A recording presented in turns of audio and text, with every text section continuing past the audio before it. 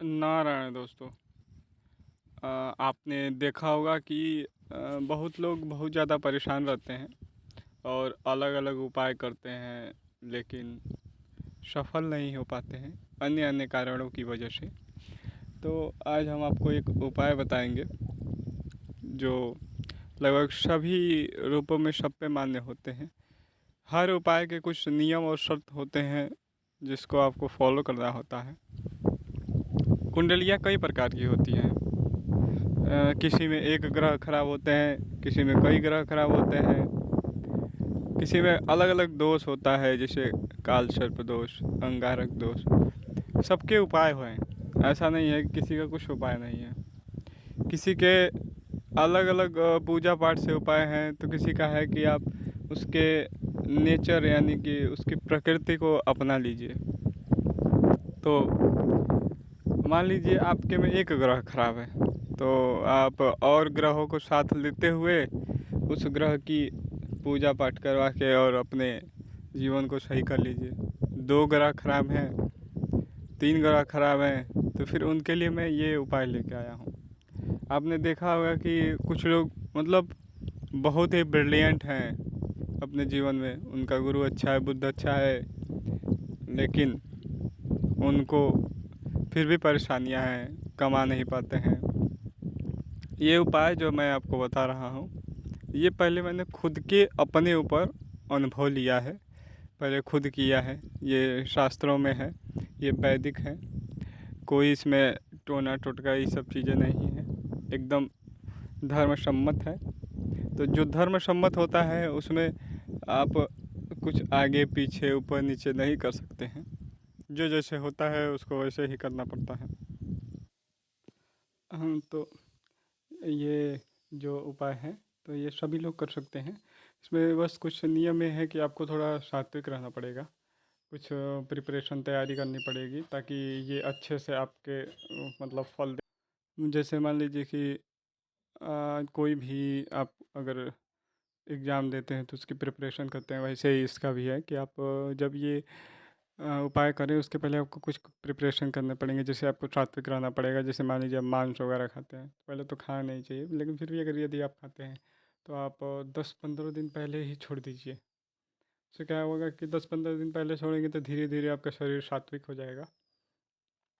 पूरा तो नहीं होगा, लेकिन फिर भी यह है कि आपके शरीर से तो कुछ एलिमेंट कम हो जाएंगे और फिर आप इस उपाय को मतलब करने के लिए एलिजिबल हैं। जो जो सामान आपको चाहिए मैं इस वीडियो में पूरा आपको बताऊंगा। कुछ नहीं, बस आपका मुश्किल से 100 रुपये का पूरा सामान लगेगा, इतने में आपका सब काम हो जाएगा। मान लीजिए कि आप बहुत ज़्यादा परेशान हैं, आपको तुरंत रिजल्ट चाहिए, तो उतने जितने आप एक्यूरेसी यानी जितनी निष्ठा के साथ आप इसको करेंगे उतना अच्छा इसका रिजल्ट फल आपको मिलेगा।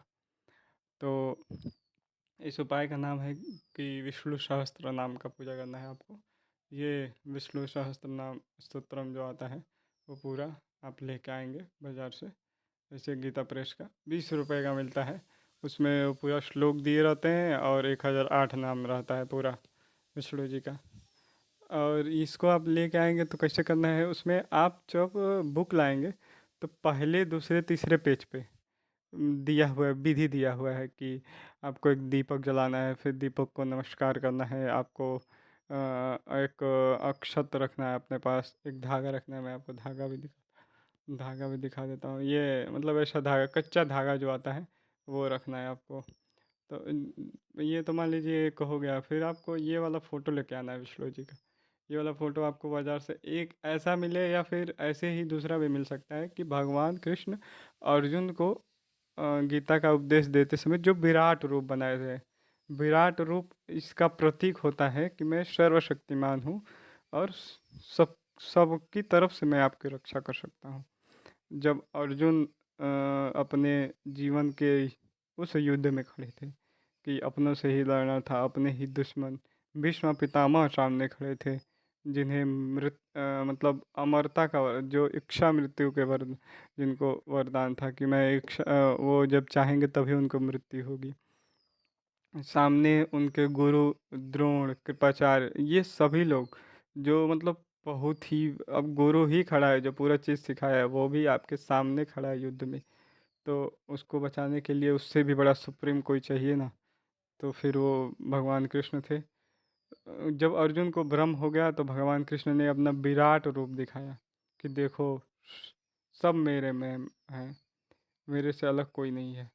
तो वही आपको लाना है। और ये जो फ़ोटो है, ये आप एक और इसमें मैं मतलब छोटा सा चीज़ ऐड करता हूँ। जैसे मान लीजिए आप बिखरे बिखरे हैं, आपको कुछ नहीं है, मतलब वो होता है कि मैं क्या करूँ, कैसे करूँ, क्या ना करूँ, मतलब आपके दिमाग में दुनिया भर का आइडिया आता है, विजन कुछ नहीं है, बस खाते हैं पीते हैं सोते हैं।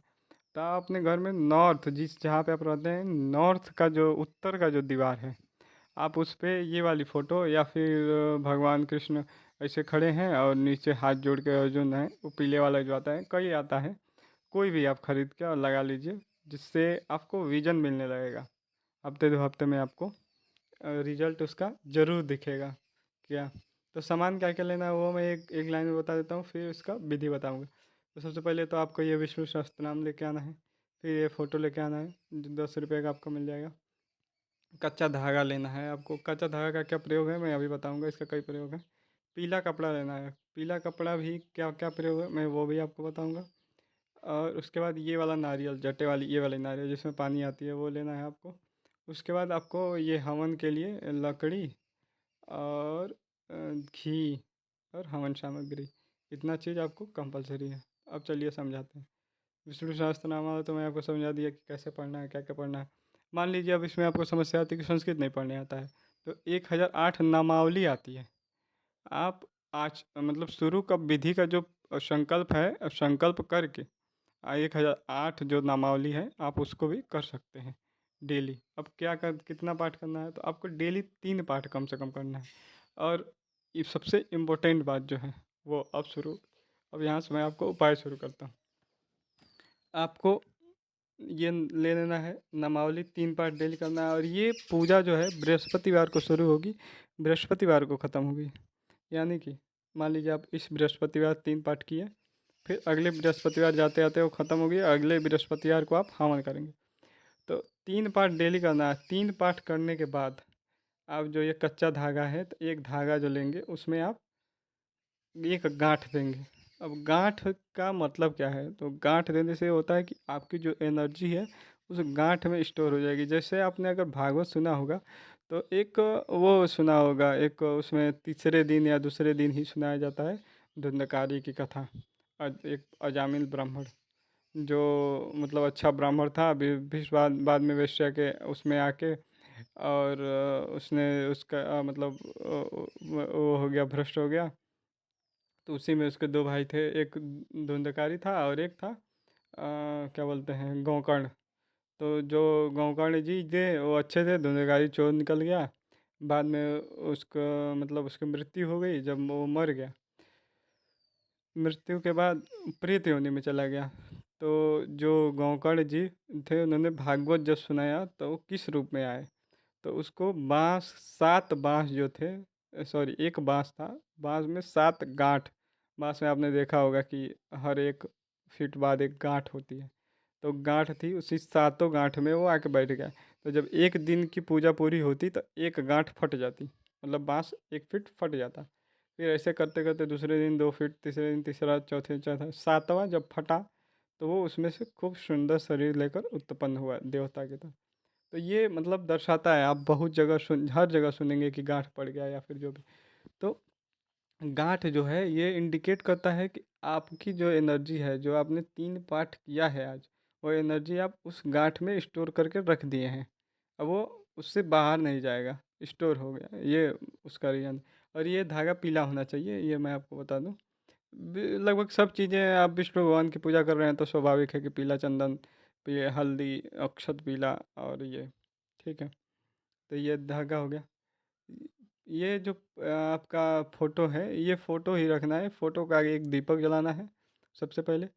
उस दीपक पे दीपक को आपको थोड़ा सा जल देकर, और जल दीपक में नहीं उसके आगे गिरा के, और नमस्कार करना है। फ़ोटो जो है ये विष्णु भगवान की, उस पे एक आप अक्षत लेंगे, जल लेंगे और पीला चंदन लेंगे, और विष्णु भगवान को लगाएंगे और उनको जल और अक्षत अर्पित करेंगे। फिर उसके बाद आप पाठ करेंगे। पाठ जब 3 पूरा हो जाएगा तो आप गांठ बनाएंगे। ये पीले कपड़े का क्या महत्व है और नारियल का क्या महत्व है? तो एक नारियल जो आप लाएंगे, एक छोटे से कपड़े में नारियल पीले कपड़े में लपेट के एक लोटा में जल भर के उसमें आप उसको रखेंगे, स्थापित करेंगे। ये जो नारियल है ये भी है कि नारियल बेसिकली हमारे धर्म में बहुत काम आता है। ये अब जीवंत है, इसमें पानी है, इसमें मतलब जल, वो कोशिका उसकी जीवित है। आप उसमें भगवान को स्थापित कर रहे हैं इसमें, नारियल में। तो जल में और आम का पल्लो रखिएगा।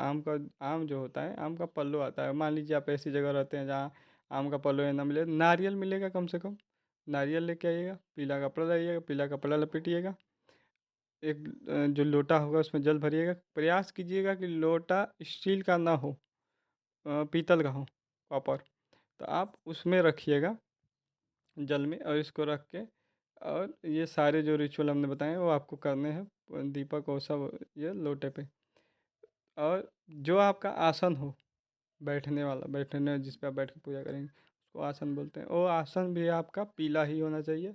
और आप प्रयास करिएगा कि आप पीला कपड़ा पहने, काला तो बिल्कुल मत पहनिएगा। अगर मान लीजिए आपके पास पीला नहीं था, आप वाइट पहन लीजिए, लेकिन काला मत पहनिएगा। नीला और काला मत पहनिएगा। नीला बेसिकली ज़्यादातर राहु को डिनोट करता है, तो फिर आपका भटक जाएगा, दिमाग भटक जाएगा। और वो काला भी नहीं पूजा करते समय, क्योंकि आप विष्णु भगवान की पूजा कर रहे हो, तो सफ़ेद या फिर पीला, यही दो, ज़्यादातर पीला ही। ये चीज़ें हो गई। उसके बाद हवन में, तो हवन में फिर जैसे मान लीजिए आपने इतनी पूजा कर ली।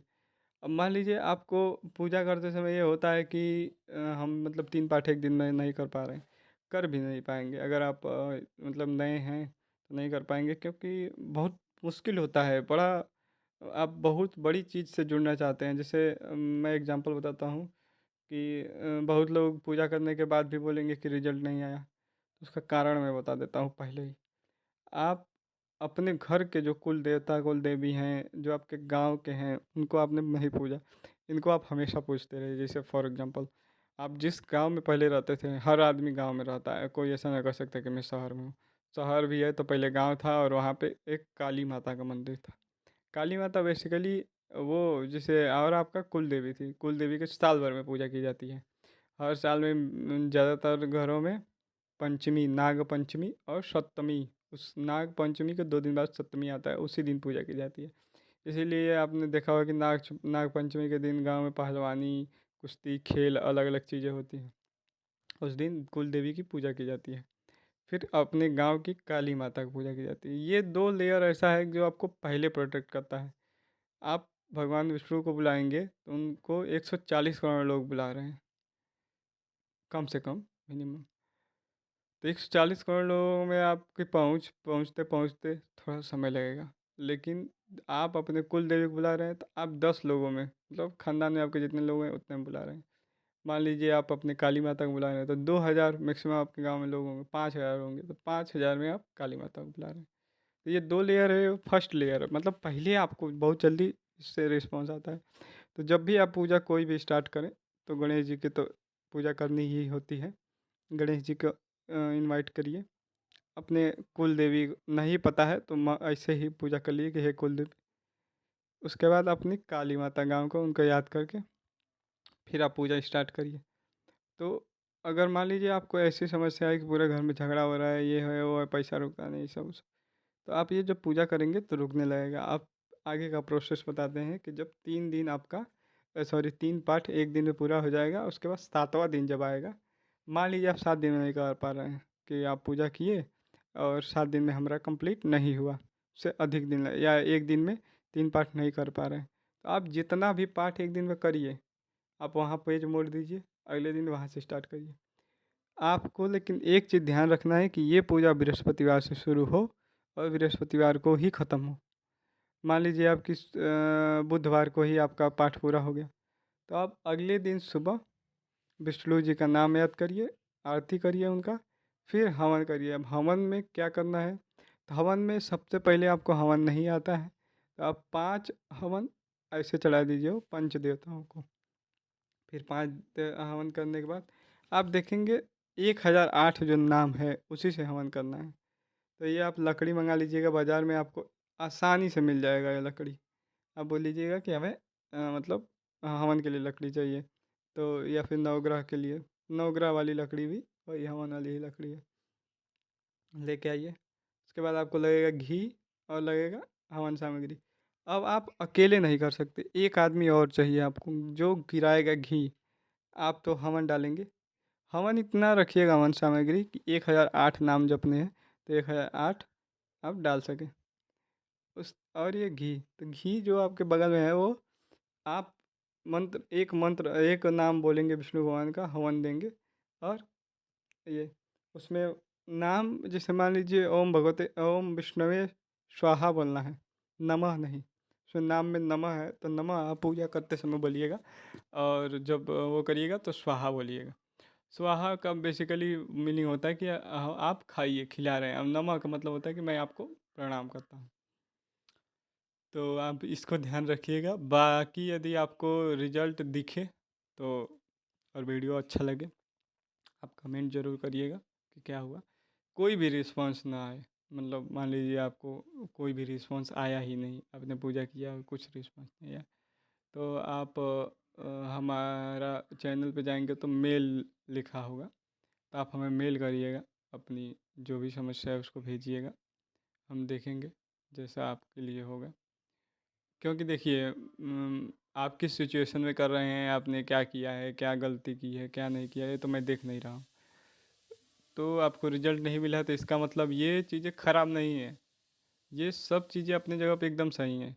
बशर्ते आप एग्ज़ाम देने गए हैं, आप पास हुए कि फेल हुए, ये आप पे डिपेंड करता है। एग्ज़ाम ख़राब नहीं है, क्वेश्चन नहीं ख़राब है, क्वेश्चन भी सही है, एग्ज़ाम भी सही है, एग्जामिनर भी सही है, एग्ज़ाम का चेक करने वाला भी सही है, रिजल्ट भी सही है। बशर्ते आप उस फ्रेमवर्क और उस क्राइटेरिया में फुलफ़िल होते हैं कि नहीं। यदि नहीं होते हैं तो आपके लिए आपको लगेगा कि सब बेकार है।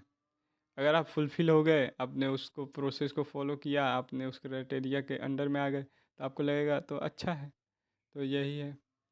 बाकी बहुत बहुत धन्यवाद। अगर आप यहाँ तक आपने बिना स्किप किए देखा है तो।